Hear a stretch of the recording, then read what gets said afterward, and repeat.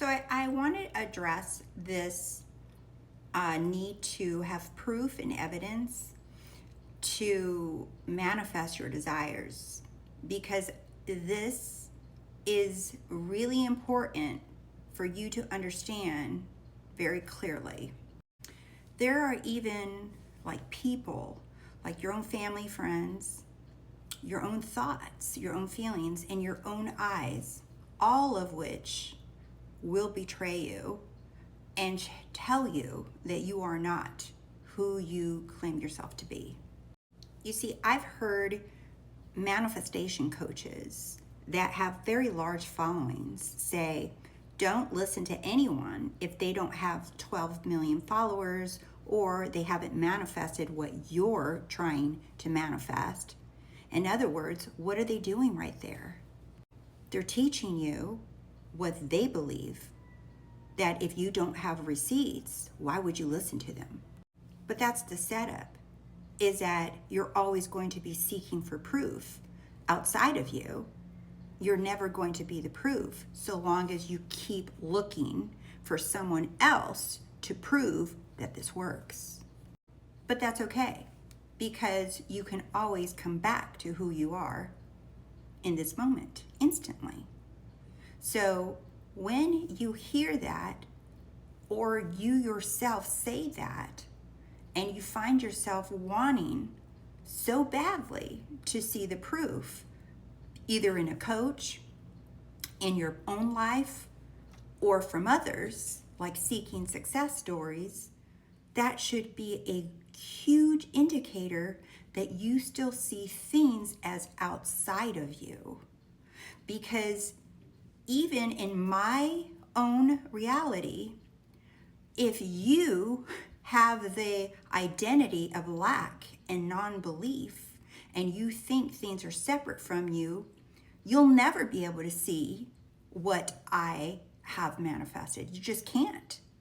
But that's not my fault. That's not my problem.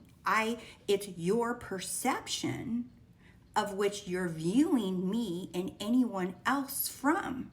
So you can only see as far as what you're willing or what you believe to be true. So it never has anything to do with me or anyone else. It only has to do with your limited point of view. That's why on here I focus majority on not sharing success stories to put the focus back on you. Because so long as you need evidence and proof outside of you, when will you ever accept that you and only you are the creator of your reality? When? See, I could show you stacks of evidence and proof, but your blind ears and eyes won't hear it if you don't see yourself as the one and only source of your reality. You can only see fulfillment when you recognize that you are fulfillment itself. Seeing others have things and do things isn't proof of anything. It's only your perception. It's only what you're viewing. So that is why you hear so many teachers say to focus on you, on who you are being. Because everything and everyone can only reflect your doubts, your fears, or your sense of fulfillment or abundance, all of those things. And you'll be able to see it so much in others, or you'll see lack in others. You'll see poverty in others. You'll see success in others, but you will never see it for yourself, so long as you put external proof as a condition for your own belief. So the key is to focus on you and your being the one and only creator and source of your fulfillment, because you are fulfillment itself. Your fulfillment itself, expressing it in physical form around you. But so long as you keep looking at what someone else is doing, I was just thinking about this on my walk actually, that you know how maybe you've been in the car or whatever and where someone's driving and they yell at someone because they got in the way and they're honking, and then the other person could have just easily seen what was going on and just kept going. But no, they stop, they see what's going on, and instead of just going to, just like to keep things moving, they stop, roll their window down, start yelling at the other driver, then they start yelling, and when really it could have all been solved had that person just kept going. They stopped focusing on where they're going and they started focusing on the other person yelling at them. That's the same thing. Stop worrying about what other people are doing and start creating a life for yourself. I want to share this scripture with you because this really sums it up of what I'm talking about. This is in Matthew 4, 1 through 11. It says, Then Jesus was led up by the Spirit, in other words, by his higher self, into the wilderness to be tempted by the devil. Okay, so the wilderness is in, like he goes into imagination. It's like we go into imagination and we decide this is who I am. And when he had fasted 40 days and 40 nights, afterward he was hungry. Fasted meaning he stopped identifying with what he didn't want anymore. Now, when the tempter came to him, he said, tempter, the devil, metaphysically means your thoughts. It means your own thoughts. It's not some little guy with a pitchfork coming after you, okay? So now when the tempter came to him, he said, if you are the Son of God, command these stones to become bread. So your thoughts, your own or your old identities, your other identities, or whatever, and that can appear as people, your friends, neighbors, commenters, coaches, right, will tell you, prove it. Where are the receipts? Let's see. Just like here.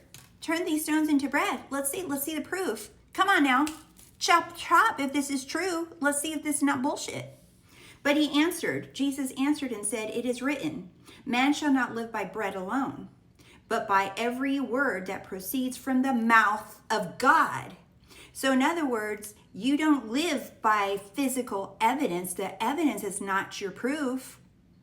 You live from the mouth, every word that proceeds from the mouth of God. Your decision, what you declare, is what you live by, not by the physical evidence. Then the devil took him up into the holy city, set him on the pinnacle of the temple. He's like, okay, no, I'm going to still push you even harder.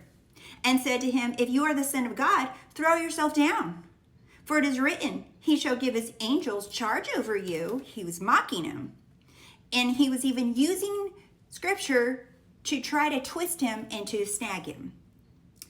He says, in their hands shall appear bear you up, lest you dash your foot against a stone. So go ahead, fly like a little birdie and let your angels save you like you say. Jesus said to him, it is written again, you shall not tempt the Lord your God. In other words, Jesus is like, no, you don't get to decide for me 3D or evidence is like eyes, physical senses, is human body. You don't get to tell me to prove it to you. Again, the devil took him up on an exceedingly high mountain and showed him all the kingdom of the world and their glory. And he said to him, all these things, Jesus, I'll give to you if you fall down and worship me. Then Jesus said to him, away with you, Satan, for it is written, you shall worship the Lord your God, and him only you shall serve. In other words, it's everything, your thoughts, your feelings, just stop with the bullshit. Just show me the receipts, go work for it, and you'll get everything. Hustle and grind, and you'll get results. Do you see? Do this. Regulate your nervous system. Do this role, do that, and then you'll get your results. Grind, work hard like everybody else, and then you can have it all. Just do it. And Jesus said, away with you, for it is written, you shall worship the Lord your God, and him alone you will serve. Then the devil left him, and behold, angels came and ministered to him. Do you see? The devil is your doubt. the fears, the thoughts, everything. It's nothing to be afraid of. It's just what you're on a daily basis keep fearing and asking for proof.